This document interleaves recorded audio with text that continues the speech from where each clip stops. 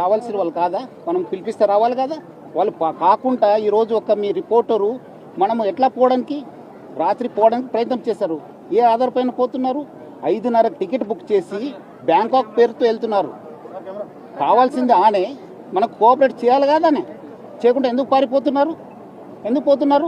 మనం అలాంటి ఉన్నప్పుడు ఆయన ఇంటికి పోయినప్పుడు వాళ్ళు ఎందుకు తెలిసి మనకు కావాల్సిన వాడు వస్తానని చెప్పి వెళ్ళిపోయారు. ఎక్కడికి వెళ్ళిపోయారని ఈ రోజు కూడా పతా లేదు. ఎందుకు? చట్టం ముందు రండి కదా, చట్టంని ఫేస్ చేయండి కదా, అధికారం ముందు రండి. ఇన్వెస్టిగేట్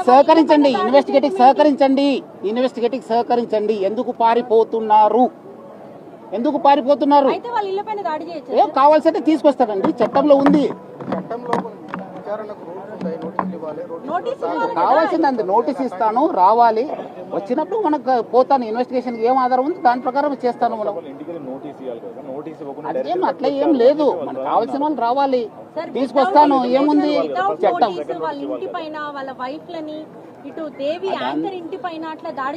దేవి వస్తానని చెప్పి దేవి వచ్చి అని చెప్పి ఎక్కడ పగలు కొట్టాను చెప్పండి, చూపించండి.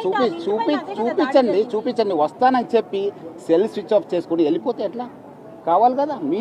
మీరు కరెక్ట్ ఉంటే రండి, ఇన్వెస్టిగేషన్కి సహకరించండి.